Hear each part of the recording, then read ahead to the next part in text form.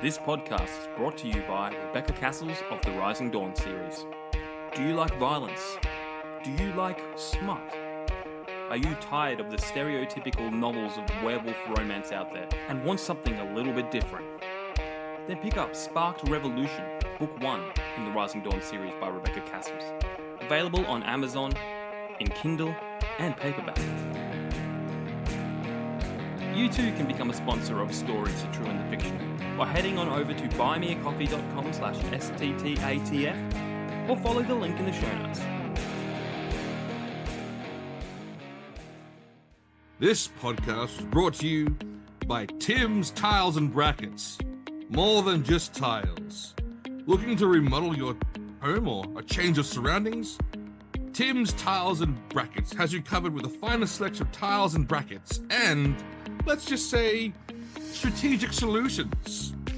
Our services include high-quality tiles and brackets. Transform your space with extensive range of tiles and durable brackets. Perfect for any project, big or small. Regime change services. Looking for more than just renovation? We specialize in toppling governments discreetly and effectively. Our expert team will ensure that your new order is installed with precision and expertise. Now why choose Tim's? We are trusted by homeowners and revolutionaries alike. Comprehensive consultation to meet your unique needs, whether it's a new kitchen or a new leadership structure for your country. Discreet, professional services that get the job done. Tim's Tiles and Brackets, where your home and your nation get a fresh start. Welcome everyone to the Stories, the True and the Fictional. I'm, of course, one of your hosts, and of course, thank you very much for Tim's Tiles and Brackets for your ongoing support of this podcast. Tim's Tiles and Brackets now moving on to hostage negotiations. Our seasoned negotiators are ready to bring tense situations and peaceful resolutions. Our professionals are reliable and will have your loved ones home safely without a care. Tim's Tiles and Brackets. It is a momentous day here at the Stories, the True and the Fictional. We're, of course, we flirted with the idea before. We are thrilled to have, in a more permanent role, joined by the man himself, Neil Cassells. How are you going, Neil? I'm very well, considering. Thank you very much. Now, I Neil, might be needing Tim's Tiles and Brackets new offerings shortly, but let's leave that to one side for now. I thought you'd want their government toppling regime kind of the services first. I thought you might, you think about your country. I thought you might want to be like, maybe I do need a Tim's. But speaking of government toppling, so. Of course, we want to talk about some interesting facts about yourself, young Neil.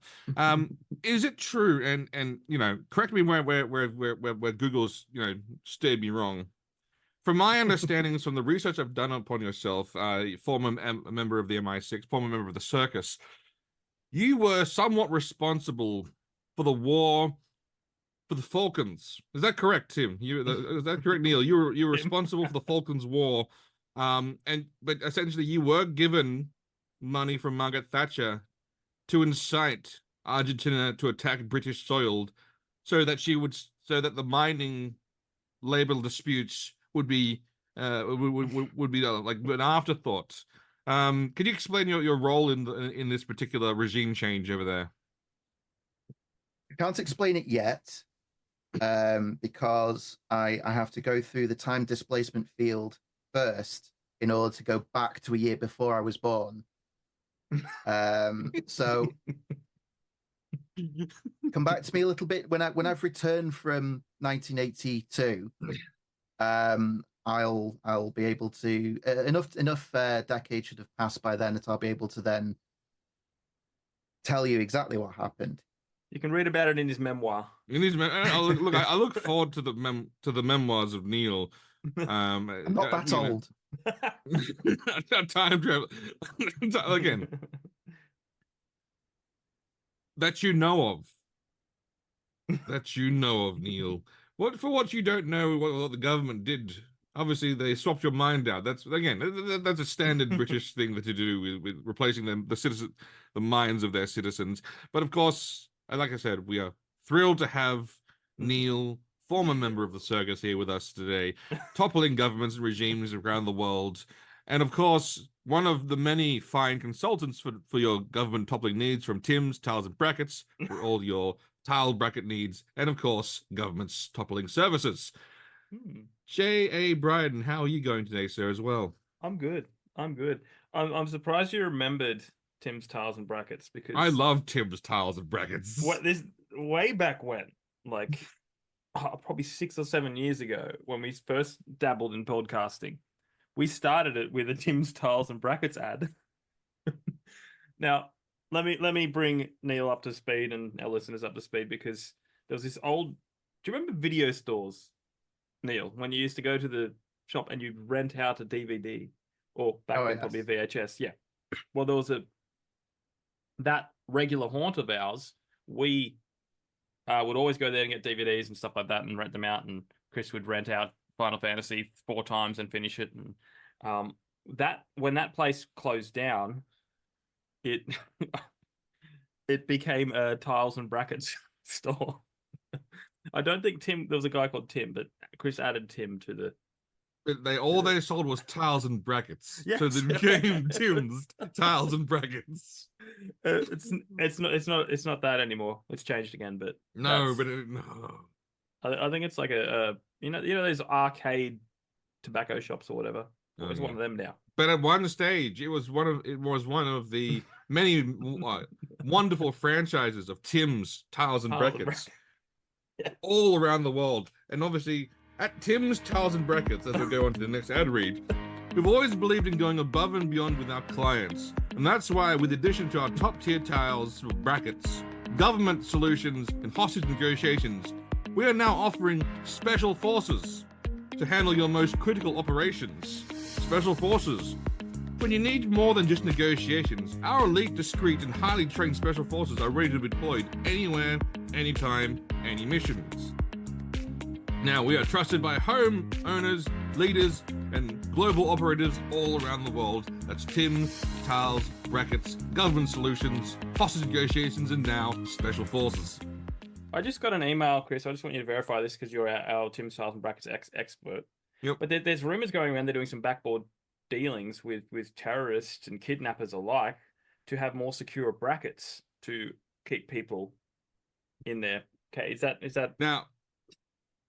Tim's Tiles and Brackets is a global organization with widespread across the globe. Now, can they be 100% confident in what their Kandahar branch is doing at Tim's Tiles and Brackets Kandahar? I don't know.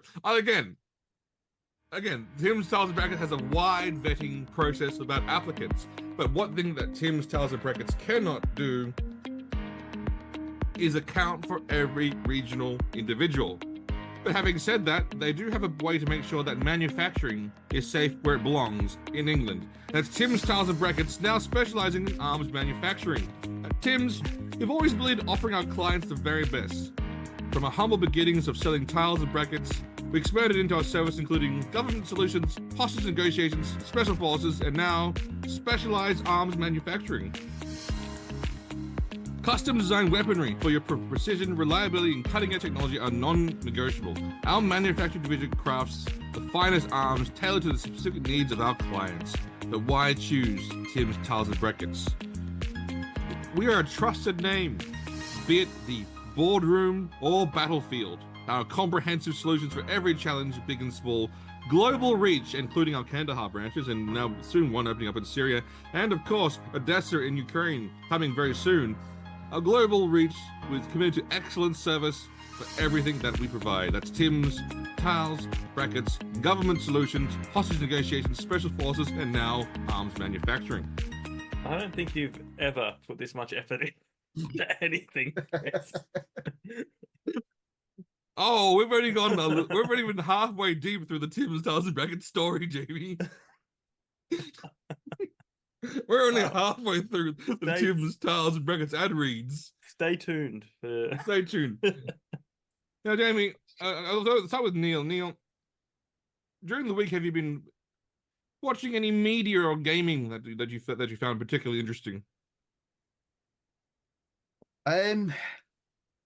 Very little at the moment. I started the Fallout series, Yep. and I've managed 2.5 episodes. Oh, did that? No, 3 episodes. I think I finished the third episode. Mhm. Um, I'm very mixed on it. What makes you That is what makes more you or less it. mixed upon it? I mean, it's a charming cowboy ghoul, and and it, it's got some wonderful idealistic charm. What makes you mixed on the Fallout? Um, I mean, the ghoul's fun. Walton Goggins is hilarious in everything he's in. He was, well, not just hilarious. He was great in The Shield. Mm. And his appearances in Sons of Anarchy was hilarious. Um, I think it's mainly the pacing. It Um, is a bit choppy. I will admit it's they do. very, very choppy. I will admit it's a bit choppy. It does not flow um particularly smoothly. And I'm watching it with Rebecca, and after each episode, she keeps telling me, saying it's it's all over the place. It start, stop, start, stop. I think if we reach a point where I think they're building towards all the three main characters coming together, then it'll pick up its pace then. Um, Yeah, when I did find that as well when I first watched it, but I think once they get the characters together and once they start using the flashbacks to a minimum is when I think it starts to feel less choppy. yeah, I think other than Fallout, um, I rewatched Phantom Menace with Second Child. He's now making his way through Star Wars. Um, and I think other than that, it's been a lot of audio audio dramas. Ooh, Um, what what the what do you nature of want? my job. What are you on at the I, moment? Which audio drama you would? What is your what are you partaking in there? um, I've restarted the Black Tapes podcast, which is an audio drama about it's supposed to be a podcast about interesting jobs. The first one they pick is a paranormal investigator. Then they find there's a lot more to it. So then they decide to do a two-part episode on it. And then they decide actually the whole podcast is just going to be paranormal investigation now. But the whole drama is played off as a podcast where the producer Huh. cuts in and makes comments, and they say, "Oh well, we were questioning the journalistic integrity of how we did a certain thing, and is it ethically right?" That's good fun. It is, unfortunately, it's the third time I've tried to get through it. I think every time I get started on it, things just get in the way. I end up not listening to it and then forgetting about it. So you know those I, first few episodes really well. I've done like a season and a half. It's 2 seasons, and I just life keeps getting in the way. I've redone all of Limetown, which, if anyone's not familiar, that's another. I'm really enjoying my audio dramas. And this one, they made the first season into a TV show with, I think it was Jessica Biel, I think. Mm. And that was on Apple. Um, and again, it takes the form of a documentary about a town.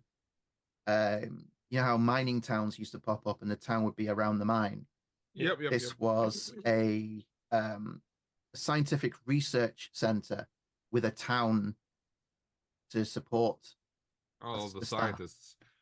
and it starts with a garbled 911 call, followed by the exposition that something happened and the entire town vanished. Oh, the town's still there. All the people vanished without a trace. Not one hair in a hairbrush or toothbrush. No DNA. Nothing. Apart Interesting. from the charred remains of the lead scientist in the town square. And it's been a big mystery for a decade. Where do these people go? No one can find out why. And spoiler alert for the first episode, at the end of the first episode, one of the survivors gets in touch and says, I will talk to you, but you alone. And then it's a big, they're unraveling the mystery of what happened. Wow. That's 2 seasons. It's been a hot minute since they finished the second season, so I don't know if they're gonna carry it on at all. I can recommend Probably that one. not. You know how those things go. Yeah, and then again, just because I have 8 hours a day to sit and put my earphones in and just listen to podcasts and audio dramas, so I've redone the Audible originals of Alien Out of the Shadows, which is a book set, I think it's about 10, 15 years after Alien. And it's only about 4 hours long. And it's a whole book. And it's fully voiced with a really, really good cast. I love when they do that. It was only at the very end when they did the so-and-so played this character and so-and-so played this character, I realized that it wasn't actually Sigourney Weaver voicing Ripley. Oh. They had Rutger Hauer for that one.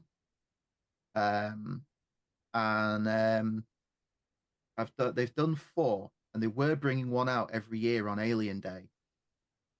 And then they just stopped. There's plenty of books. I guess it's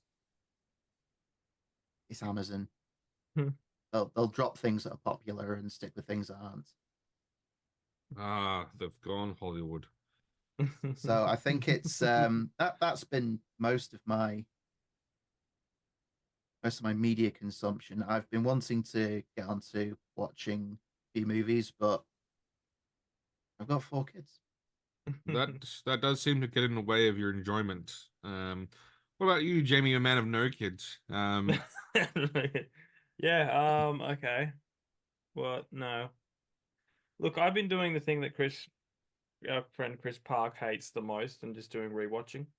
Oh, fool!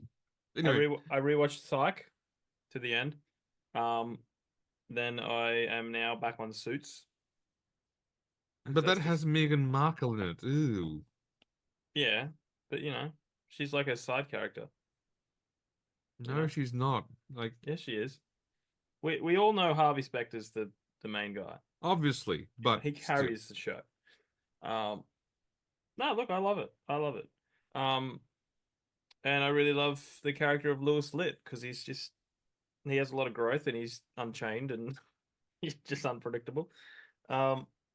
And then because where I work now, there's literally a soccer field or a football field across the road.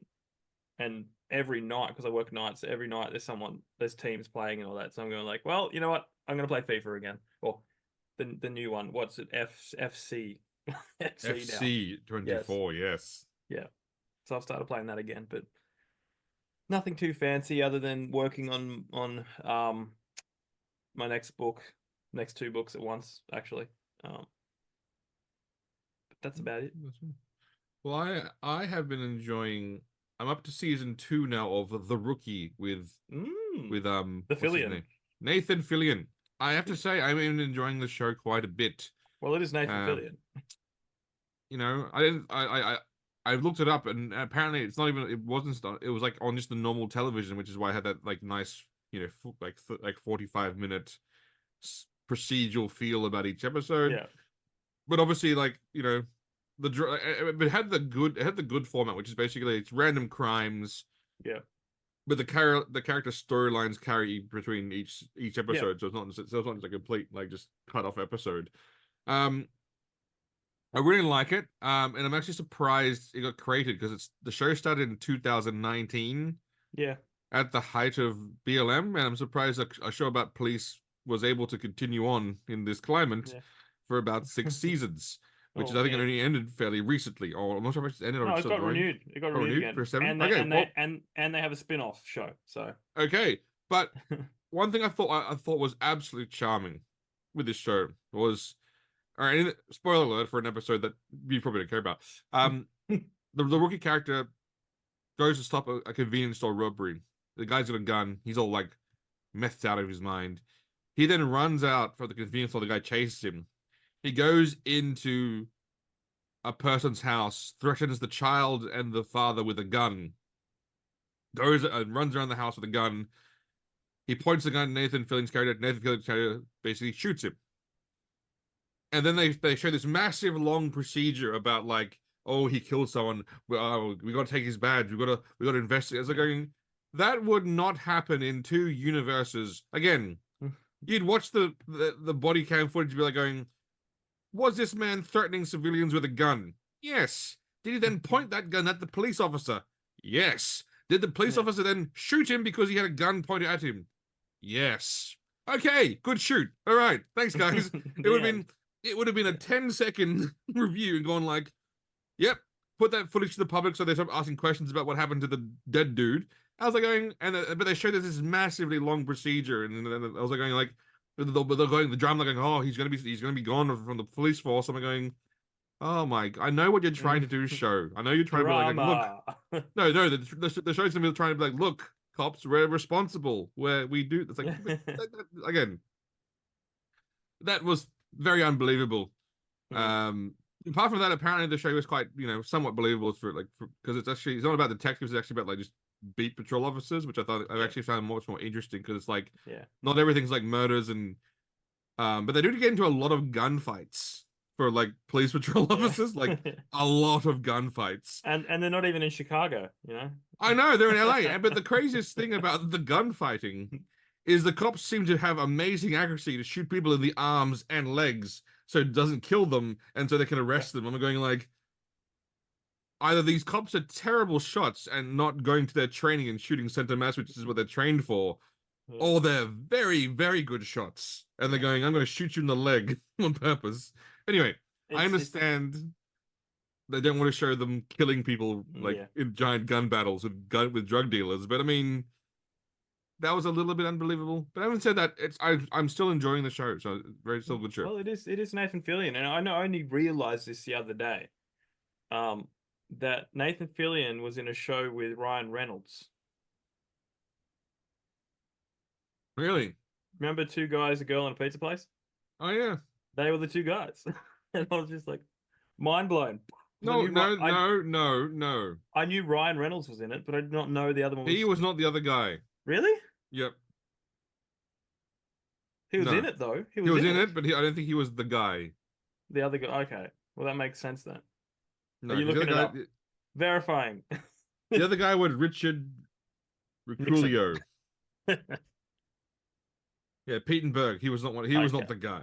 Okay. Anyway. Well, that's better now. But in one of the episodes of The Rookie, Alan Tudyk was in it. Of course. And he played a serious character with an extremely emotional backstory, with a perfectly delivered lines of like emotion. I was going like, look at you, Mr. Comedian, trying to show that you can act somewhat. Oh, look at you. No, he is very remarkable. Because I heard because he's best buds with Nathan Fillion, obviously, and Nathan Fillion's on his show Resident Alien as a talking octopus. Yep. But way back when they started, Alan Tudyk was like doing theater or stage stuff, and he'd play like 4 or 5 different characters, and he'd have all these costume changes he'd have to do. Like, because it was like you get your brochure and go, this actor's playing this. You got all the leading ones, and it was just like 8 characters. Alan Tudyk, Alan Tudyk, Alan Tudyk, Alan Tudyk. Yeah. I mean, I love to see actors like that breaking into fields, actors who are truly pioneers of their craft. Oh, here we Now, go. now speaking of pioneers, Tim here Tiles. at Tim's, we started with tiles and brackets, but we've never been content to stop there. From revolutionizing governments to leading weapons edge technology, we are proud to announce our latest breakthrough, powered armored suits for combat. But when the impossible needs to be done, Tim does it. Our ultimate combat technology, our state-of-the-art powered armor suits combine unmatched protection with enhanced speed, agility, and cutting-edge weapons technology, designed for elite operators to be unstoppable on the battlefield. Now, why choose Tim's? Because we innovate where others hesitate. From our home improvement technology to our high-tech warfare, we have it all covered. We are trusted by global operators, innovators, and housewives alike. That's Tim's, Tiles, Brackets, Government Solutions, Hostage Negotiations, Special Forces, Weapons Technology, and now Powered Combat Armor. Sounds a little bit more than just tiles and brackets going on. That's how Tim's business started. Its humble origins of Tim's, Tiles, and Brackets. Is that Why can't it be called Tim's, Tiles, Brackets, and Mech? You know? Again, because Tim is not done there with his innovations. Tim is not done there, Jamie. Okay. Well, look. And just imagine if you make use of all of these services, Tim will still do the brackets you can mount the high-tech weapons and the power armor on when you're not using them. Where do you think it all stemmed from? The brackets and the tiles, and let me, because Tim was working with an Italian ceramic when in his Los Angeles store, let it be known, where some gangbangers were in and started shooting at him. He held up the tile ceramic and watched as the bullets just pinged off the tile ceramic with ease. Now he was looking at the material going, but I thought ceramic cracks after one shot of one round. And he found the Italian smith who heated it in a very specific way and poured a specific substance, which is obviously classified Tim technology. From that discovery, that's when he was able to create his powered armor. Now, he would need a frame to carry it, but for years, Tim had been creating world-class brackets to hold multiple tiles, to hold thousands of metric tons with just 2 brackets. Tim thought that was normal, until another bracket maker walked in and said, how is so much tiles being held by so few brackets? And Tim was like going, I thought that's why. Then Tim realized he had created a new element, a new metal that no one else knew about, which is why he was able to create his powered armored combat suits. Is it called B-antimantium? No. Tim is Tim has no ego. Tim has no ego. No, it's all right. It's called tilantium. Tilantium. All right, I'm going to introduce a new segment. Excellent. Because we all love Henry Cavill here, and if you don't, Neil, then I'm sorry. For the podcast's sake, you do. Oh no, I can appreciate Mr. Cavill. Absolutely. All right. Okay.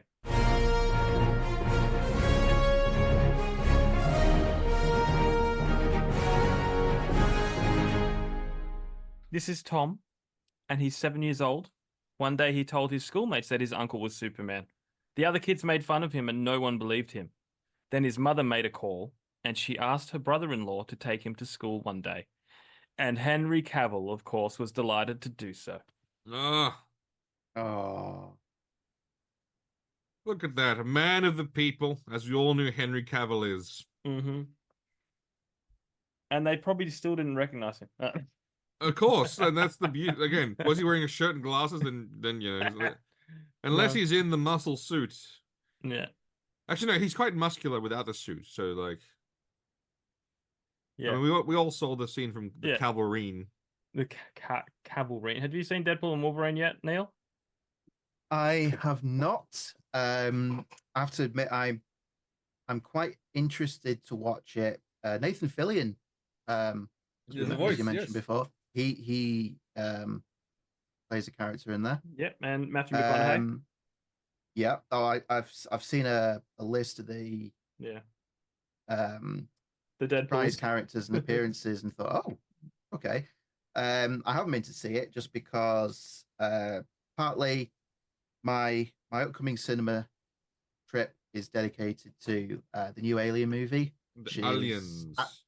at time of recording next weekend for me, and just finding the time. Plus, I hate to say it, I'm sure we've mentioned this previously. It's a Disney film, ergo, Oh. it's going to be on Disney Plus in a month or so. Yeah. So I will probably end up just Yeah. watching it then.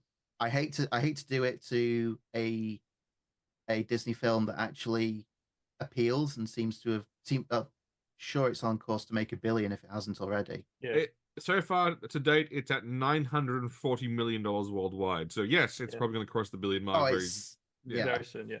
It's been out like 2 weeks, 2.5 weeks. This is it's 2 weeks of taking. It's going to cross the Yeah. billion. Like it's going to Yes. leapfrog over the billion. It's going to leapfrog with a twirl in its step over the billion mark. It's almost like giving the people what they want gets you money, you know. It's a crazy concept. This is the like, Yeah. because that you know, Jamie, you've really hit upon it there. That giving people what they want. It's too soon for another Tim is Tiles and how Brackets you ad, make. okay? I'm not doing another ad. I'm just saying that's how you make the business.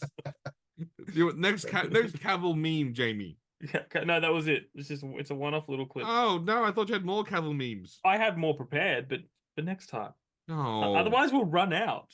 We'll run out. Cavill memes?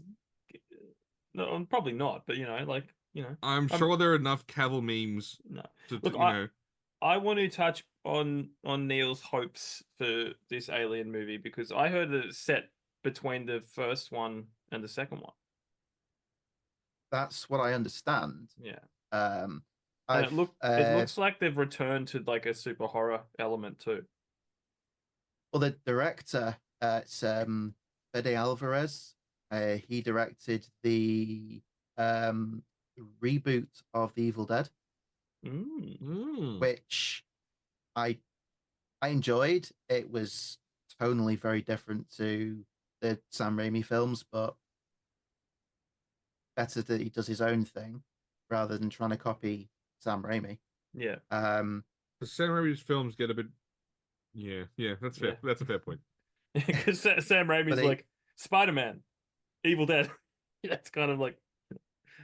Yeah, but so I'm hopeful for it, and I'm very bitter and very cynical these days about movies and TV shows because so much of it just seems to actively set out with the intent to subvert my expectations by having me expecting something good. Yeah, I expect something good and get something absolute trash. Yeah. But I'm starting to buy into the hype a little bit because the trailers, I've not watched all the trailers because I've seen some people online saying they're releasing a lot of footage. And normally this is a bad sign because this is the studio not having a lot of faith in the film.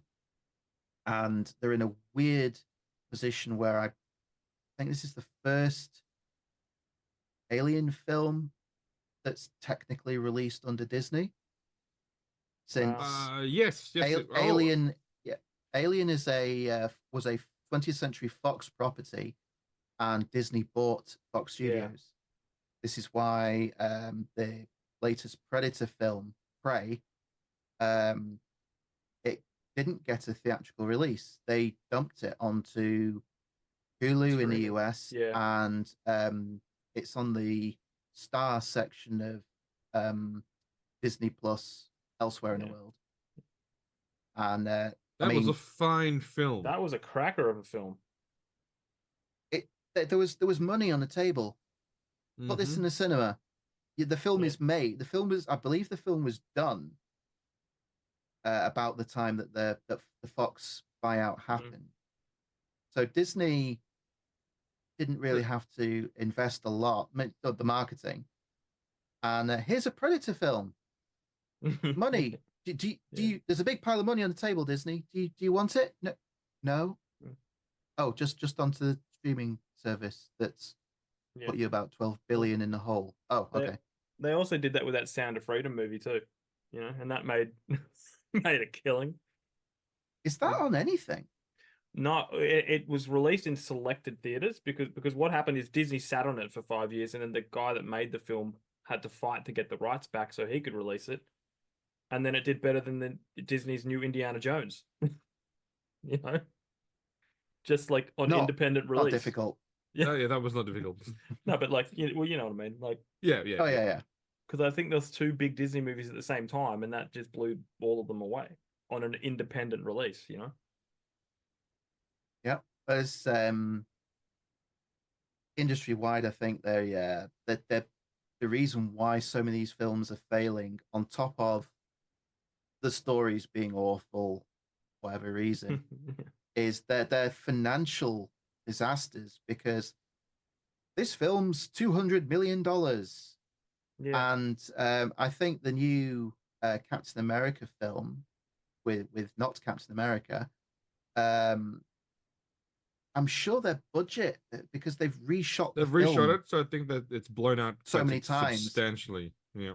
I believe it needs to make over $700 million to cover the production and marketing. Yeah, to break even.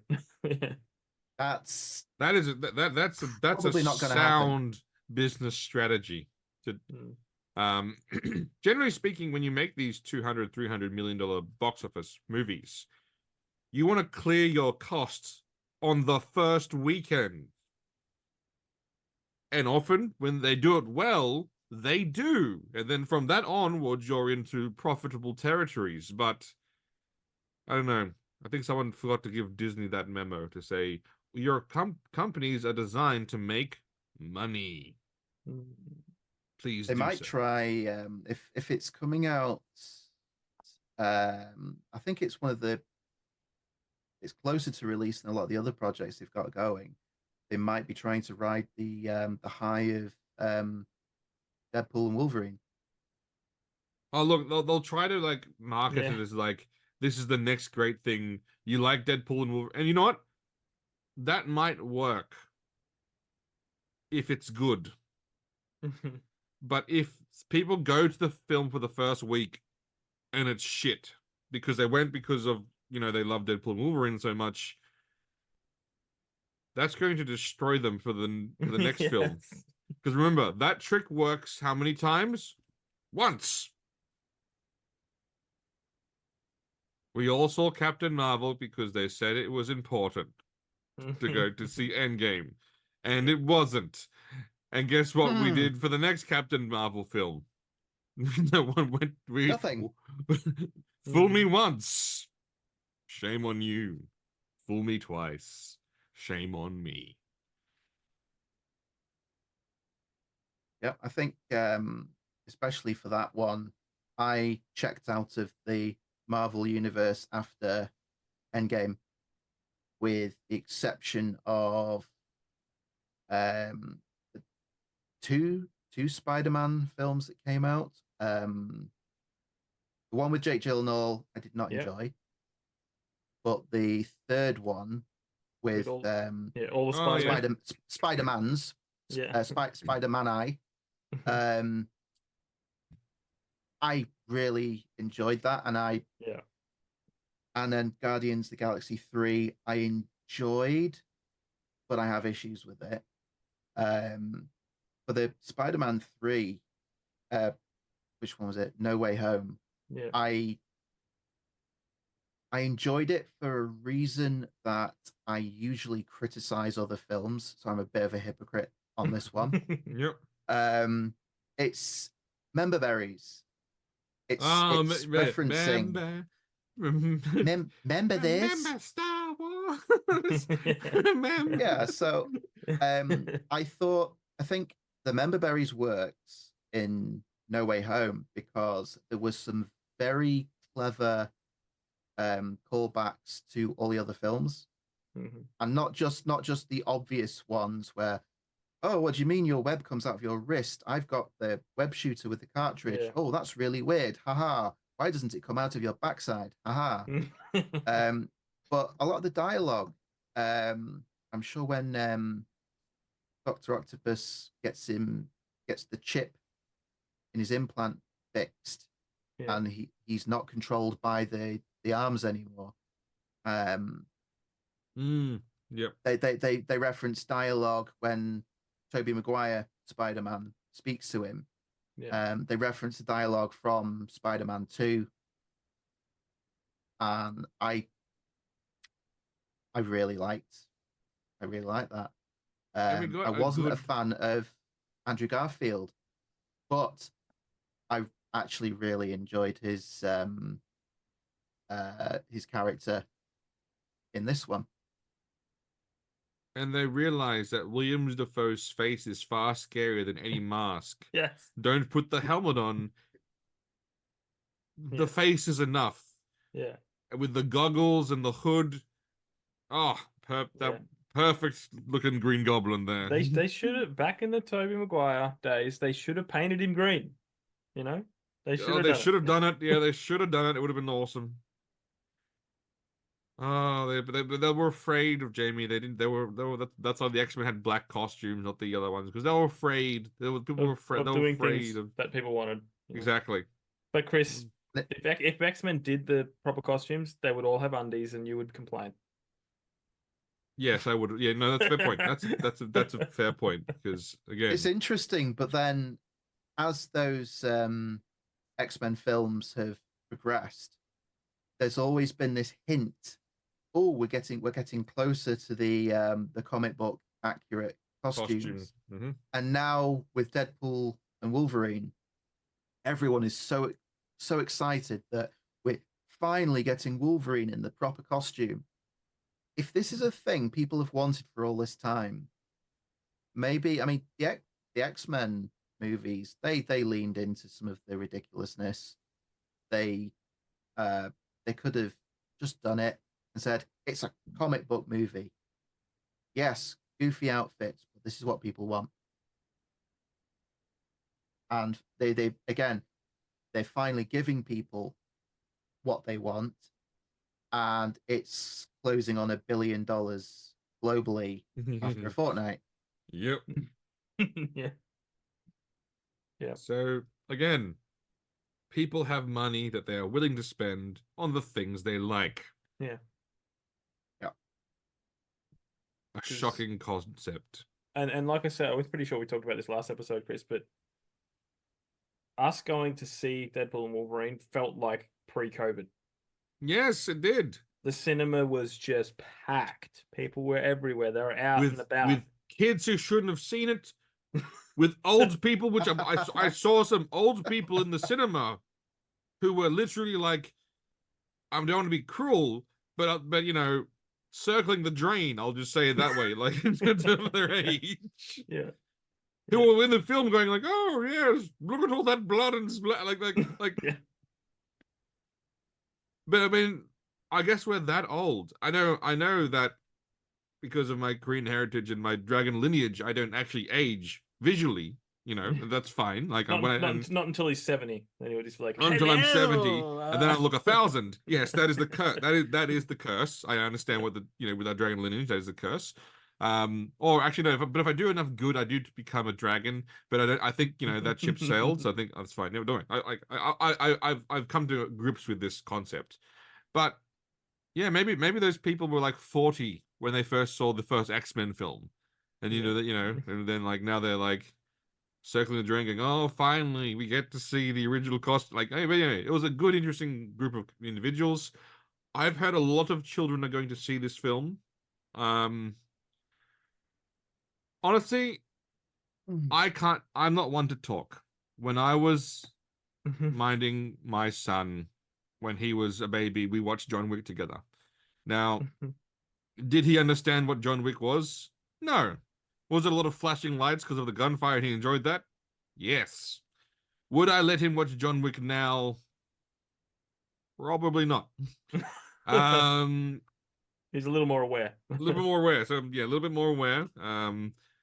So yeah, but there was a lot of kids in that film. I was like, going, man. Yeah, but honestly, it was not this. It was exactly the same with Deadpool 1 when the first one came out. Not true. Every time I went, kids everywhere because parents are like, "It's a superhero movie." It's And an interesting point that Deadpool was. Again, this is the story about how that film got made was fun. Yeah. But the idea that it was a superhero movie and it was going to be full of actual violence and gore and profanity and very grown-up humor. And then when Disney and he made a lot of money, and then when Disney bought Fox, and he said, "Oh, what's going to happen when Disney tries to bring Deadpool into the MCU?" Yeah, because most of the MCU is relatively kid friendly. One of my gripes about Guardians 3 was that it's not. But yeah, that movie is not kid Deadpool, friendly. definitely. no, Deadpool. My daughter is 10. She really wants to watch Deadpool because she likes Ryan Reynolds. yeah, Not a chance in hell. Look, I will say this: the violence is so ridiculous it's comical. that it's almost comical. Like, Yeah.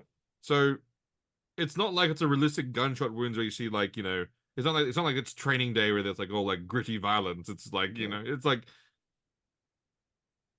it's comical violence that, if as long as your kid has their head on their shoulders and isn't currently torturing animals, I think it's probably fine. I think it's like, yeah, that's not going to be the film that sets them off the edge. I think it'll be fine. Yeah, like But interestingly, it's not the violence. I mean, again, I'm working. My daughter keeps watching modern movies and saying that this is good, and I get very upset by that. So I say, no, no, no, no. We're watching Big Trouble in Little China right now. We did The Matrix. We sat down one evening when the brothers had gone to bed, and we watched The Matrix. And at the end of it, that was really good. Are there any more? I said, nope. That's it. That's it. No more. Yeah. The violence, as long as it's not Saw levels of violence, she's got her head on her shoulders and she can appreciate that. The thing with Deadpool is more a lot of the profanity. Okay, I mean, she's been in the car when someone's cut me up in traffic. She knows those words.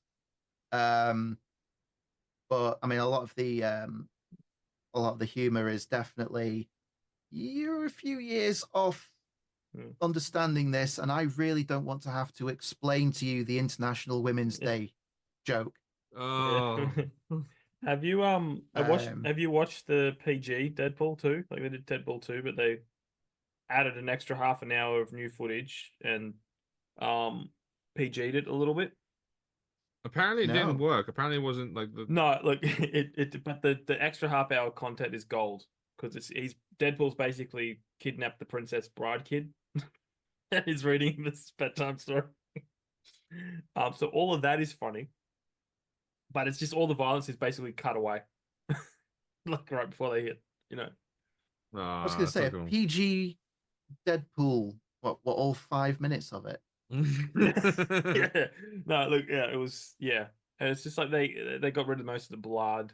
Like the guy still goes into the, when they all parachute and the guy goes into the wood chipper. He still goes into the wood chipper. There's just no splatter, But you're still going into a wood, So it didn't really work. But I will say, they gave me accurate Colossus, so I will forever love that film for giving me accurate Colossus. Like, no, well, they've gotten everyone accurate. We even got accurate Juggernaut, Yes, then we got an awesome Juggernaut v Colossus battle. So I will. Like, clearly Ryan Reynolds is a fan and knows what he's doing. Yep. Watch it all fall apart. I did hear that there's supposed to be a Tony Stark cameo in Deadpool and Wolverine, but they switched it out because it didn't make sense. No, that's fine. I'm okay with that. And that would have cost This them is another 50 million. if this is their push. Again, not to go in the weeds on the MCU and Marvel. I believe they're trying to turn it all around now. They've realized that give fans what they want, money comes in, the board is happy. And I mean, this is them introducing the X-Men into the MCU, which is great and interesting. Especially if they're gonna move forward, trying to make things better, and they've got a whole fresh set of characters that they haven't ruined yet. Yeah. But again, that's like buying a child brand new toys. You know exactly what's going to happen with those brand new toys. Again, you know what they're going to do with them. I'd like to wait till they're a little older to give them the nice toys. But Disney doesn't seem to be aging, so, you know. Well, they seem to have identified. The rumors are that they've identified that the direction they've gone has not been working, and they need to course correct. Yeah. So there's an acknowledgement there. I just think that picking a Deadpool film to be that I don't know if this is just how it's fallen, but it's a film you can't take your kids to. Yeah. And it seems to be it's inopportune because my kids love Guardians of the Galaxy, and they keep asking when can we watch the third one. And this was going back to what I was saying about I have issues with Guardians 3. I enjoyed it as a film. It was tonally a lot darker, and the themes of spoiler alert if anyone's not watched it. The themes of animal cruelty and animal testing. My kids would be in tears. Oh no, you can't. That's what I said. You can't show that film to a child. Like, yeah.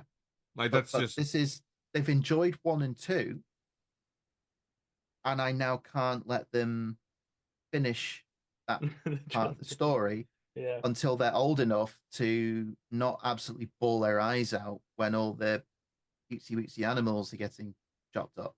Yeah. That seems. There was the like obligatory F-bomb they dropped in there. It seemed like an odd decision for James Gunn to do. I guess he wanted to make his film his way, but that seems like a very dark. Like you could have. I guess you could have hinted around it a little bit more, you know, and not just be like, meh, here, see, look. The guy they had playing the bad guy was fantastic. He was probably one of the best Marvel villains that they've done. The guy I can't remember the Supreme Intelligence. Yeah. I can't remember the actor's name, but he played the role fantastic. Oh no, I know his name. I can't pronounce it. I'm not gonna bother and try because that would be disrespectful. But he did a fantastic job. Oh, great job. The obligatory. This annoyed me towards the end when they dropped the F-bomb. I thought, oh, okay. Why did they that seems to have just come out of left field, like they put that in there. And Rebecca turned around to me and said, oh, it's because of the rating, they're allowed their 1 F-bomb. But just because they're allowed it doesn't mean they should have. And I know that Star-Lord has dropped crap and shit a few times in the other films. Yeah. But in Tears of Swearing, that's kind of the point where you go, Yeah, I think it was probably just like improv. Like they just shot a whole lot of different scenes, and then they're like, "Yeah, use that one," or whatever. But yeah, but then so just now Marvel love to have their films all tying into each other, and if you're not up to date with all the films, you don't get what's going on. I believe that Deadpool and Wolverine spins off from the 2nd season of Loki. Yeah, but apparently you don't need to know. Like, Yeah. because But then going forward, the kids are going to be like, oh, this is part of the sequence of films. Yeah. I want to watch this one. The parents are going, Yeah. no, we No. have to skip that one. We cannot watch that one yet. Well, there's this site, or this company in America that apparently super, churchy kind of company, and they go through all the films and they take out. I think they use AI or something, and they take out all the bad stuff, all the bad words, and um, What, to make 5-minute films? Like, That- is that that- they that- call I was them? going to say this is 5 minutes again. That's the joke. That's the joke, But they do it, take out inappropriate things for Look, children. yeah, look, and I will say, just to wrap it up, I understand what they would want to show the cruel horror of animal testing, but there are ways you can get strong genetic enhancements without utilizing such horrible, cruel testing. And that's why at Tim's Towels and Brackets, I'm delighted to announce the next evolution of combat. At Tim's, we are pushing the boundaries in our DNA research. From the humble beginnings of renovations and revolutionizing warfare, we are thrilled to announce our latest innovation, genetically enhanced super soldiers. Because when a mission demands extraordinary, Tim delivers. Genetically enhanced super soldiers, the pinnacle of combat evolution. Our super soldiers are engineered for the peak physical and mental performance with enhanced strength, speed, resiliency, and agility. They are designed to dominate the battlefield. These operatives will redefine what it means to be a soldier. Now, why choose Tim's? Because we turn the impossible into reality. From infrastructure to renovation, we've always been ahead of the curve. We are trusted by world leaders, military people, strategists, and visionaries alike. That's Tim's, Tiles, Brackets, Special Forces, hostage negotiations, weapons, and now power armor, and now they're redefining the future of combat through one breakthrough at a time, genetically enhanced super soldiers. Wow. There you go. Look, I'm going to these are great because I can segue into things I want to show you. Now, have you been watching the Olympics, guys, at all? I have. You It's have? been I hate, you know what I really hate about the Olympics? There's like 100 sports or whatever. Yeah. I don't care about how well the Australians do in their shitty sports. That I get to watch our Olympics coverage is 4 sports. Yeah. Swimming. And guess what? We get to see all the swimming. And then we get to see some dumb Australian who never goes like going, look at her run 16th in the 100 meters. Yeah. Yay. And then we just keep like, I just want to watch the other sports where Australia aren't involved in. Yeah. But for the love of God, that's just been so frustrating. Yeah. No, well, I will say we have won 2 gold in skateboarding, so I'm okay with that. And we won something in BMX too. Yeah. We won the Japanese Australian BMXer. But the point is, and where I'm going with this, a lot of memes came out of the Olympics over one particular for one person. specific person. I'm going to pull this up, Chris. Do you want to give us? No. It requires no introduction. No introduction. This is appreciating Turkey. All right. Have you heard about this man from Turkey, Neil? Is this the pistol shooting? Yes. Yes. Yes. I've collected some memes. Because it's fantastic. This guy just rocks up and has no gear and wins silver. So I'm going to take you through some of these memes because they've been all over the internet. So obviously this first one is the Red Dead Redemption kind of one. But moving on. No one remembers who took second place. It's the hand in the pocket as well. It's the hand in the pocket as well that sells it, isn't it? Yeah. So guys, if you're listening on audio, this clip will be up on our Instagram and YouTube if you want to check out the visuals. If someone ever happens to this guy's cat, we're about to get 4 movies. Yep. Oh, he would go all John Wick Yeah. with his dispense. All right. Now this is just adding to the movie. Do you know what movie this is from? I swear I've seen In it. I can't remember. Bruges? In Bruges? I believe it's in Bruges. Yeah, it gets better. Pulp Fiction.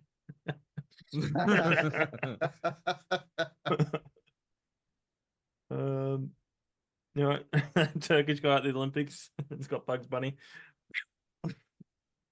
That is an accurate description. Obviously, up classic. to date. Yep. He's there with Deadpool and Wolverine. The Marvel stuff now. The Marvel. Oh. Captain America Civil War. It wasn't Oh. Bucky that kills Tony Stark's parents. Captain America. Terminator. Oh, fantastic. Here's Oh, one. no, I love this one. I love this one. Run us through this one because this is an anime. Yeah, it's an anime, and it's all of the people that everyone loved in the shooting. So it's in the background. There's the Korean woman who people said she had main character attitude because she was just chill, and she was like Yeah. she had that just fierce look.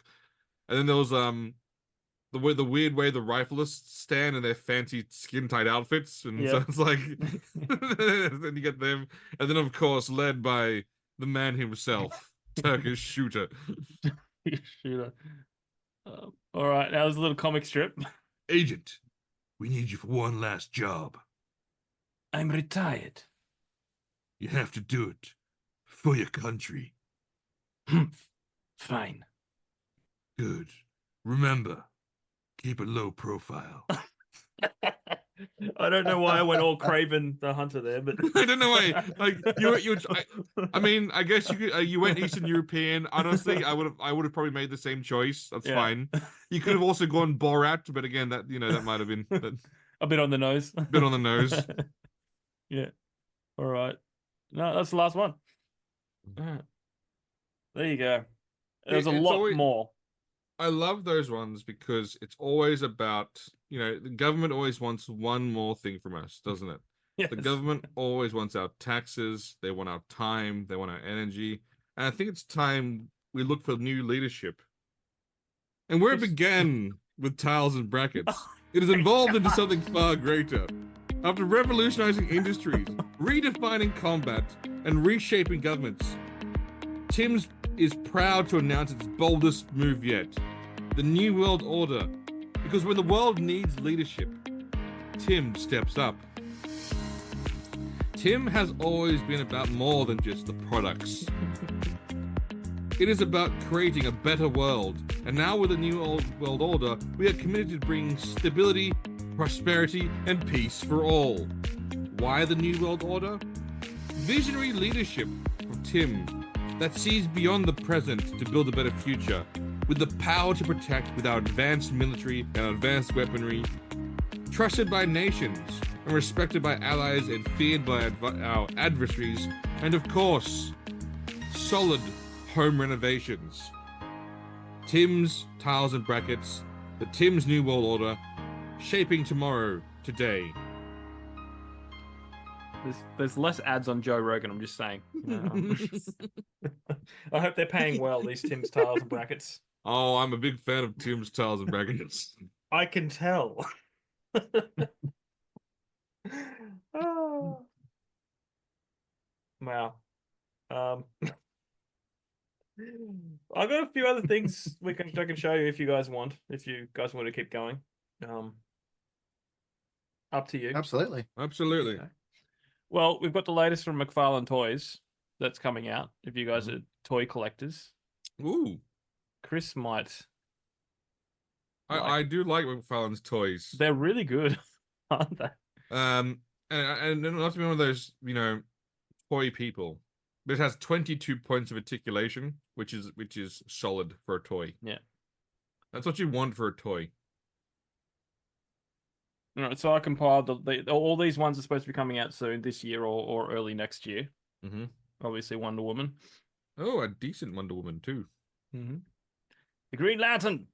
Green Lantern Corps. Classic Hal Jordan. Oh, classic Iron Man 2. Classic Iron Man. Yeah. Classic Captain America. Ah. It's traditional. That's a good Spider-Man. Yeah. Spider-Man's always easy. He always translates well in the comics. It's Deadpool, obviously. Deadpool. It's a good costume. Spawn. Of Look at course. that Spawn. I mean, of course, Todd McFarlane puts the effort into his own creation. Yeah. I did do one of these Kickstarters actually. What was it? A few years ago, and I got the limited editions. Four of the limited edition Spawn action figures. That they made specifically for the Kickstarter, and Todd McFarlane's signature on each one. So I'm very like. I have not. Obviously, I've not opened them. No, well, you don't. Um, Never. and I've stored. But having said that, I have stored them in my son's room. Now they're on a top shelf, out of reach. But one day he'll realize that there is a treasure trove of amazing toys, all up there, from Luke Skywalker and Grogu to Luke Skywalker original, Luke Skywalker Hot Toys, all the like 4 versions of Luke Skywalker via Hot Toys, all of them actually. And then multiple X-Men Legends figures which you cannot get today, which are now rare as shit. Yeah. And it would break my heart if he would have opened them all. But again, what do you think about that, Neil? Should I allow my son, if he wants to open them, play with these action figures? Oh, I'd be really conflicted on that. I can imagine 20 years from now, Dad, why did you let me open those? They're worth This so could much. have bought me a house. Yeah. How much would this have been worth had I not opened it and played with it and dropped it out the window? And what you need to do is you need to get the knockoffs and make him believe they're the ones out of the box. Because my Luke Skywalker Hot Toys ones, the ones I have, which are still obviously mint in box, which is the Return of the Jedi, and A New Hope, those have already tripled in value. So those are already worth thousands of dollars. And then I have some other ones as well, which some extra. So I've got a full set of few of the X-Men action figures, and then I also got one of the colored the colored variants of Psylocke from X-Men, where they painted her hair the wrong color. And so I've got a variant color of her with wrong colored hair, which is obviously worth a lot of money because it's obviously like those. I love those ones because they're worth a lot of money with the mistake. Yeah. And I've got a few of the classic Magneto ones as well. So I've got a lot there that's worth a bit again. And the reason why I don't collect the Hasbro Legends figures now because they just print them, like they just print too many. Yeah. They used to be like, prior to say almost like 2019. Prior to that, when they made a series, they would make a limited number of them, and that was it. They're gone. Yeah. Now you see them everywhere, and it's like, like I nabbed a Thor Ragnarok one, and that's worth $500 now. But I was in a shop the other day, and there was Captain America Winter Soldier, and I was just like, ooh, and then I looked up and how much they were, and they're everywhere. You know, it's not worth anything. Yeah, that's the thing, because again, they've gone, let's go with print. Yeah. There was a reason why they were a limited edition figure and what people wanted. Like, it just, I think, again, dude, is it good that everyone can get one? I'm like, look, yes, but also then that just means that it's not collectable. So it's the everybody wins thing mentality carrying over to our toys. Yeah. And you know what? It's like America when they count their medal tally as the overall winner. It's like, no, there's one way Olympics decides the winner. It's the most golds. Yeah. It has always been the most gold. What a great segue. the reason why America started counting the other medals is because that one year where China beat them because of the most gold, they went, oh no, but we won with overall medals. And ever since then, they've been like counting overall medals because they can't handle they're not winning. It's like, America, you even said it yourself in one of your greatest movies. If you're not first, you're last. Rick and Bobby. That's it. What do you think about gold armor Batman? Oh, Bronze Age. That's cool. And then condiment. Oh.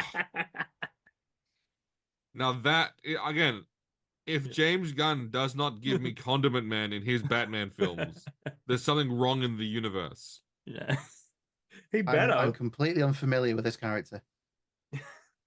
He shoots condiments at people. What's more than what else do you need to know? It's Batman character, and the only other one as ridiculous is King Tut. You know what's really funny?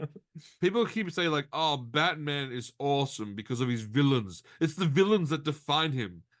Really, Kite Man, Condiment King, and King Tut? Really? Those are the villains that define Batman? Really? Those are the villains that define Batman? Having said that, I think James Gunn could do a very gritty Condiment King. Like, I really think, I think Condiment Man, yeah. like, I mean, essentially, the easiest one would be they shoot acids, not actual tomato sauce. Would be obviously the easiest thing. Yeah. Neil, how would you do a James Gunn gritty Condiment Man? Oh, goodness.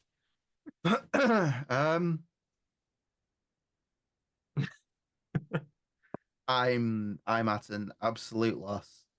Well, clearly, Chris, it would be he would be a vendor. I don't know the history of Condiment. I know nothing about him. I know nothing about him as well. So let's annoy the fans and all the Condiment Man fans. Let's annoy all four of them. I'm just gonna say it's gonna start. He's gonna be like a street vendor in New York or Gotham or wherever. You know, just like one of those hot dog stands. You know, and rivalry between the restaurant down the road or something like that. It would have to be like a food cart war or something. And he would get splattered in radioactive mustard. Are you looking up Condiment Man? Yeah, I'm trying to find out like the backstory. There's nothing about him. I just all right, I'm gonna look. I mean, what would his thing be? Just there's a person stood on a street corner. They've just bought a hot dog from one of the little vendors. They don't like ketchup or mustard on their hot dog. They turn away to look. They look across the to cross the road. You know, they look left, they look right, and as they look back at their hot dog, there's ketchup and mustard on it. Oh! Who's done this? Someone fire at the bat signal. Yeah. Batman needs to get on this because now I've got to go and buy another hot dog. Of all the crime in Gotham, that's the one. This is the one he should be focusing on. Okay, well, he's a Silver Age villain. So he's actually like an old school. Okay, yeah. The Condiment King first appeared in episode Make 'Em Laugh, voiced by Stuart Pankin. The character was a throwback to the 1966 Adam West Batman series, in that he was whimsical and made many condiment-based puns. Oh. For example, the big bad bat guy. I knew you'd catch up to me sooner or later. No. Wow. I don't. Well, to answer the question, then I don't think you could do a gritty modern DCU incarnation of this character. I think you could, but it would have to be so ridiculous that you play it straight, kind of like the Fat Man, which was Mel Gibson as Santa Claus, and a kid hired a hitman to kill him because he gave this kid coal. But like, it's ridiculous. The elves are outsourced to the US military, you know, like to make fighter stuff, but it's played dead serious. So you're gonna have to do something like that. It's gonna have to be played dead serious, but at the same time be ridiculous. Is his hat or his helmet or whatever, is that supposed to be like a pickle? Yes, it is. Yes, it is a pickle. Okay. So, weapons and paraphernalia. We're going on a deep dive right now. Condiment guns. Yep. He is frequently equipped with squirt guns with tubes connecting to belts or backpacks filled with condiments. These guns are relatively harmless. You think? At most causing their target to lose balance or be propelled moderately backwards. Moderately backwards. Originally, he was equipped with one gun for ketchup and one for mustard, but he would later be shown with a larger cannon that could swivel between different condiments. Oh, he's upgraded his technology. Oh, Hot sauce packets. Now, Condiment King will sometimes equip his suit with packets of hot sauce, which he uses for close quarters combat by squeezing them into his opponent's mouths to incapacitate them. Having said that, if he was doing that with like the bomb against of all insanity or like Pepper X, that's not effective. That's some serious Scovilles there. it sounds like he could do with upgrading at Tim's. Stop! Don't go there, Chris. Lastly, utility belt. Condiment King will sometimes wear a utility belt of different condiments connected to his weapons, rivaling the utility belt arsenal of Batman. Rivaling? Okay. Yes. And then in brackets it says in Tim's brackets it says in terms of garnishes stored and nothing else. Wow. Okay. Well, we've done a lot on the condiment. What's next, Jamie? What's next? That's all right. We'll close that. Are you sure? You don't want to carry on with your on the Condiment King or Condiment Man? I want to see Condiment King or Man or whatever he is, John Wick style. Again, I would love to see a serious version of this, just because I just want to see if he could do it. I just want to see if I'd be like going, could you do this? Could you make this something? Yeah. I don't think you could, but I want to see him give it a good try. Yeah. Wasn't it James Gunn that did the Suicide Squad? He did the second one. Yeah, the Suicide Squad. Yeah. Not Suicide Squad, the Suicide Squad. We can't call it two. Yeah. And he did Polka Dot Man. Yes, he did Polka Dot Man. Yeah, I mean his style for that film was very much, let's just go with the comic book version and just play it as if it's completely normal. Sound. Yeah. Just Polka Dot Man. Okay. Are we going to acknowledge this at all? Nope. This guy's a shark, and he keeps trying to eat everyone. We're just rolling with the fact that it's a anthropomorphic shark. Yeah. Yep. So maybe if they played it that way. Yeah. Only way to do it. Yeah. I mean, if not, have they actually done anything since James Gunn took over creative control of DC on film? No. His first big thing will be Superman to launch it all. And it doesn't look good. It looks worrisome. It looks bad. I mean, we could be proven wrong, but that would be a huge No, you're proven miracle. wrong when it's like, no, Jamie, like just it looks bad. I know, that's what I'm saying. Did they not pick an actor who is the spitting image of Henry Cavill? No, well, yeah. Well, look, the cast. There's nothing wrong with the casting. The casting is good. Everything else just looks terrible, from like set, costume, everything. It all just looks nonsense. From red undies to Clark Kent having a mop of a hairdo to. I think the only thing I can give him credit for is the newspaper designs were like, the Daily Planet. But no, but that gave me hope, Jamie. Remember? I know. That's hope. that's why I'm saying that's the only good thing that I will say. They spent all their budget on making a really good newspaper. Yeah, because you know how they did that? They actually created the Daily Planet and then printed 40 years worth of Daily Planet newspapers so they could get the vision right. And then, with that, they actually had to build a small media empire. Yeah. And from that, then they had some leftover newspapers they could then use for the sets. Yeah. But obviously they realized they could have just printed off the paper initially. But again, that no, James Yeah. Gunn wanted authentic. Yeah. And that's why he has no budget for good costumes. There's no budget for the costume because I mean, he won 2 Pulitzer prizes like for journalism, like that. Yeah. He had to go all in. Yeah. Yeah. And he forgot he was making a movie, They forgot he's making a movie. Like, oh shit, the movie! He was running around going, "Get me pictures of Spider-Man," and they're going like, "You get out of the MCU." James Gunn, career death. This is going to be his Taika Waititi moment. Oh, his Taika Waititi moment. Okay, yep. Ooh. Yep. I can talk about that all the time because Jojo Rabbit, But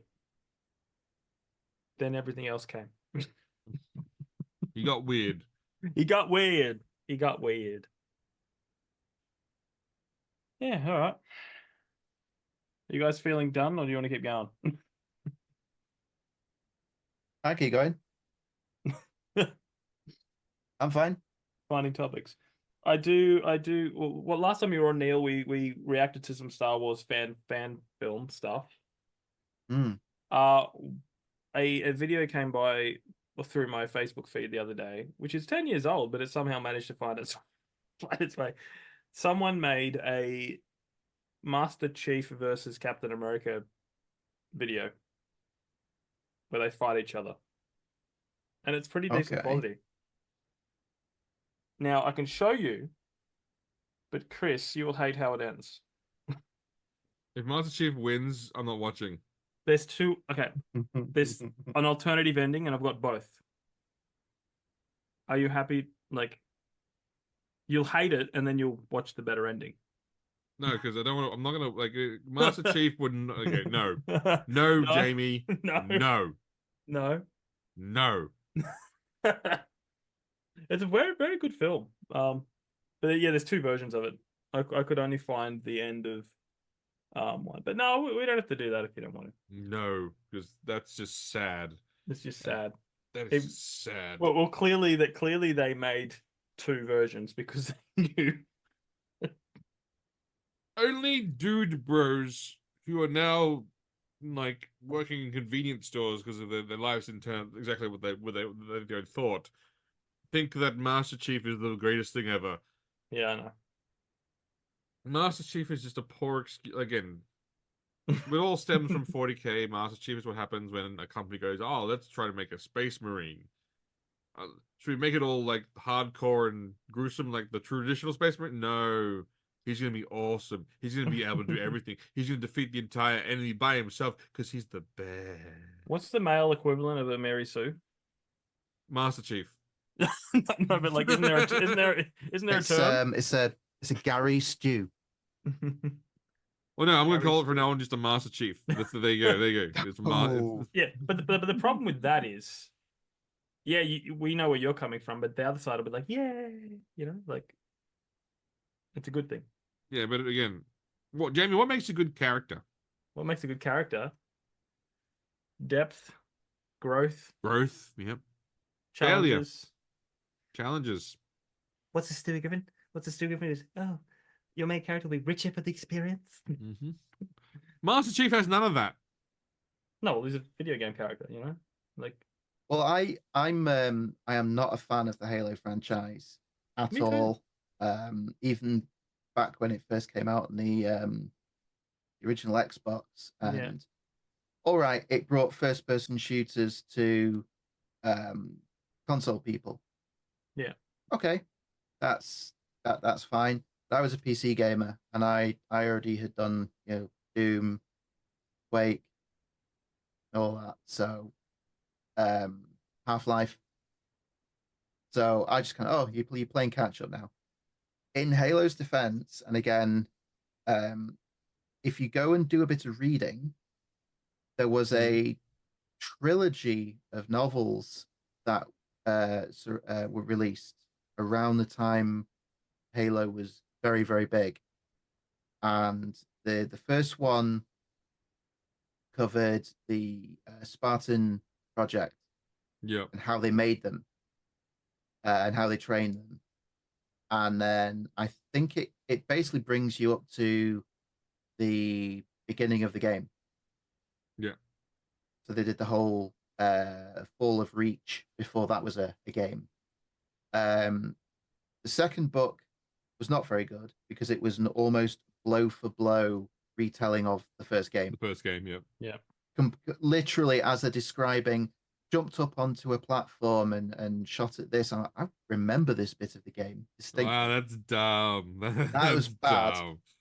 But then there was the third part connected the first game to the second, and that one was okay. So there is some character.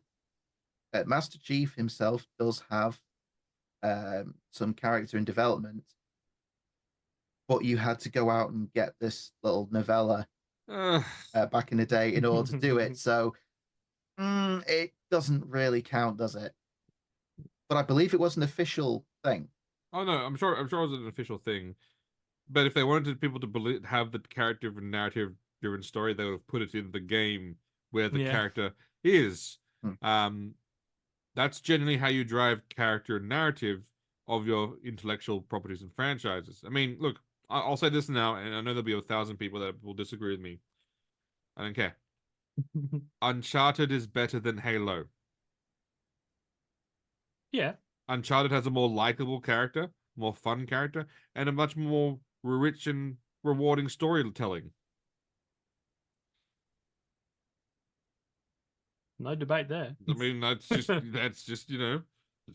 Depends if the story needs a good character to drive it. I mean, one of my favorite game franchises is Half-Life, and the protagonist Gordon Freeman is the typical silent protagonist. Yes. I think, he's a scientist. He has a PhD, and he wears glasses and he carries a crowbar. And I think that's the most character development he ever receives. And yet, I will quite happily, if you were to say to me, go and play through one of the Half-Life games, beginning to end, I would do it gladly. I think that game... that's very similar to Doom Guy. I mean, with Half-Life, the story was being told through what was happening around you. I think that the silent protagonist helps to let the player self-insert themselves into that role in a way. Yeah. In a different way to when you get the typical RPG where your character wakes up with amnesia. Oh, okay. And then it gives you pick your profession, pick your class, and you build the character throughout trying to remember who you are. You're finally awake. Yes. Funnily enough, though, I always think of Knights of the Old Republic for waking up and going, "Oh, who am I? Where am I? What's going on? We're under attack." Yeah, How convenient! Great for a combat tutorial. Look at my but then that was actually part of the story. Convenient force powers. Yeah. See, that's why I always loved original Fable, where you started off as a child. Yeah. You know? Because Jamie likes playing with children. I'm sorry, what? You're breaking up. Tim's Tiles and Brackets and Daycare. Oh, you want do you want another Tim's Tiles and Brackets read? How many have you got? All right, here we go. Tim's Tiles and From our humble beginnings from Tiles and Brackets to becoming the New World Order, Tim has never stopped pushing the boundaries of what's possible, and now we're taking humanity's next great leap, faster than light travel. The stars are no longer out of our reach, and Tim's empire is leading the way into the cosmos. With our revolutionary fast and light travel, Tim's empire is now stretching to the farmost corners of the galaxy, opening up new worlds and opportunity, and a new era for human expansion. From building better worlds to exploring new ones, Tim is at the forefront of the chapter of humanity and history. Our fleets are ready, our technology is unmatched, and the stars are just the beginning. But why choose Tim's empire? Visionary leadership that expands beyond the world into the universe. Cutting-edge technology from powered armor to faster-than-light travel. A legacy of innovation, protection, and progress. Tim's new world order with faster-than-light travel. The universe awaits. I can hear the catch line already. Tiles on the Moon by 2032. Tiles on the moon. Tim has a rich backstory, Jamie. It's a rich history of Tim. And that's why we're so glad that he's decided to sponsor our lowly podcast. I really hope he has with all that technology. Technology. I can upgrade to a studio. Tim Styles Brackets and Studios. and podcasts. I feel like he's going to be like, there's going to be some guy always within earshot with a business card for Tim Styles and Brackets in all situations of In life, all situations, you know? Tim has it all covered. You'll be there lining up to get your Maccas, and you'll be like, "Hey, can I get Tim Styles and cheeseburgers?" You know. There'll be some people talking about how Tim's empire isn't the greatest, and all of a sudden the van pulls up, and then we never see those individuals again. I mean, a little drone's gonna play now, guys. Are you guys talking ill of Tim Styles and Brackets? No. Because remember, every great leader, they are just a stone's throw away from a dictator. It doesn't take them very long to achieve. Again, Oh, are they? yes, they are. Are they really? Indeed, they are. It might be shocking. Absolutely. It might be surprising to hear, but you know, it's that favorite it's that Nolan Batman line. You either die a hero or live long enough to see yourself become the villain. Like that is any leader of government in the world. Once they get power, Some of them are trying to speedrun it. Some of them are trying to skip the whole government good part and just going straight to the. Some of them just want to go straight to the. When's my dictatorship starting? Where is my inquisition? Well, you talk about fast and light travel, and I'll just bring this up. Whenever fast and light travel comes up, I always think of Event Horizon. Yeah. And their idea, which I believe the writer has in years and years later, the writer was asked. So the whole tearing a hole in reality and traveling through literally hell sounds a bit like a certain UK-based franchise. And he said, I am a big fan of 40K. There was definitely inspiration. So there's a lovely theory floating around that Event Horizon is actually the precursor to the warp drives that they use in 40K to travel through long distances. I mean, and demons and horrible things happening. Yeah, because again, Event Horizon didn't have a Geller field. So again, how would they protect their sanity without a Geller field? Again, this is why you need ship design by Tim's Tiles and Brackets. When you need ship design, when you need the greatest Cromstead armor, when you need the ceramic protection and the Geller field to pass through hell, look no further than Tim's Tiles and Brackets and warship design. Do you just want to get through them all now, Chris? I have one more. I swear I did not know that one was coming. I genuinely just wanted to mention Event Horizon. I just made that one up, but I have one more prepared. I have one more prepared. take us home with the Tim's Tiles and Brackets. All right, here we go. From a single business of tiles and brackets to the ruler of an interstellar empire, Grand Emperor Tim has led humanity into the heights never imagined. As the galaxy bows before the might of the Tim's Imperial Empire, a new era of peace and prosperity has begun. The Imperial legacy, from Earth to the stars, from humble beginnings to conquering the all-known universe, unrivaled leadership under the Grand Emperor Tim ensures prosperity to all those who embrace Tim's cause. Galactic security. Our forces are equipped with the finest powered armor and genetically modified super soldiers, ensuring peace is maintained across the stars. Now, why pledge yourself to the Imperial Empire? Unmatched leadership, with Tim at its helm. The promise of a secure, prosperous future, on Earth and beyond.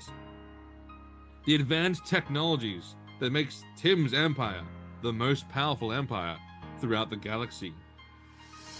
Grand Emperor Tim and his Imperial Empire, for peace, progress, and power. There you go. Well, guys, thank you for listening.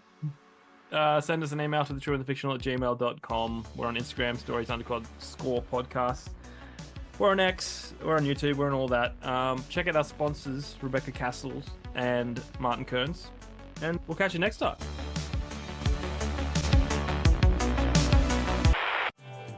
This podcast is brought to you by Martin Kearns and the Valor of Valhalla series. In the battle between two ancient evils, can one naive young man become the last hope against powerful creatures of legend? Beneath the Veil is the gripping first book in the Valor of Valhalla dark urban fantasy series. If you like reluctant heroes, infernal myths, and bloody epic clashes, then you'll love Martin Kearns' formidable foray into the unknown.